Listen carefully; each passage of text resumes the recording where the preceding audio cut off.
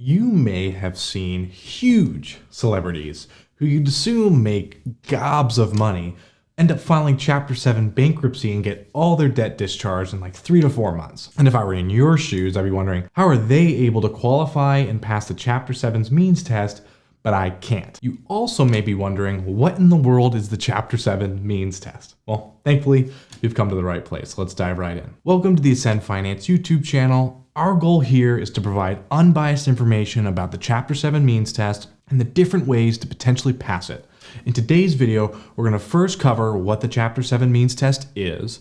Second, how can you even pass it? And then finally, how can you pass it if you make more than the income threshold? Now, before I dive into things, please remember this video is purely made for informational purposes only and should never be construed as any kind of legal advice. Okay, so let's dive into what Chapter 7 means test is. So one way you can look at this test is it's like the bankruptcy court's way of determining whether you qualify for a discharge and basically a complete wipe of most, if not all, of your unsecured debt. So here's how it works. There are two parts of the means test. The first part looks at the last 6 months of your total gross income for your household. The second part of the means test considers your disposable income to understand whether there really is anything left over after all your normal expenses are paid that could potentially go towards the unsecured debt. With that said, the court typically only really dives into the second part of the means test if they see you don't pass the first part.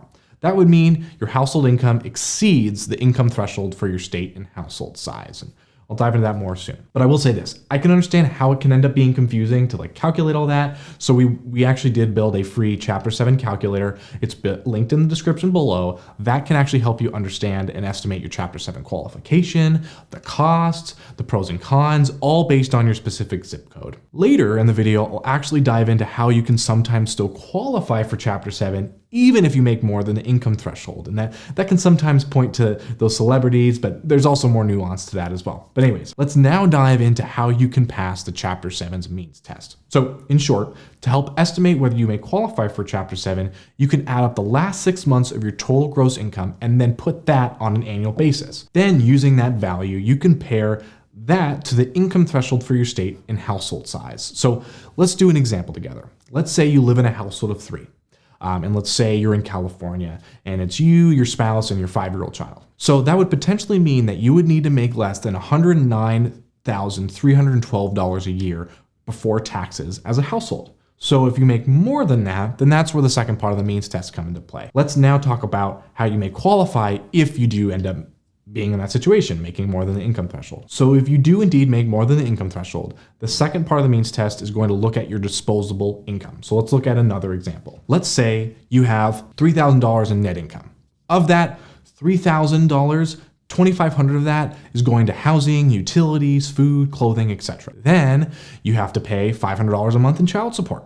So with that in mind, before you can even service the unsecured debts, your entire income is being eaten up by all these necessary expenses. So that would be a good example of when you may be able to qualify for Chapter 7, although your income is above the threshold. Of course, that's something you still want to confirm with an attorney. I will say though, we did build a free Chapter 7 above median calculator as well, which is linked below. That can help you estimate whether you may qualify for Chapter 7, even though you make above the income limits. It'll take the local and national standards into account. So the local standards refer to what they use as allowable expenses for housing and utilities.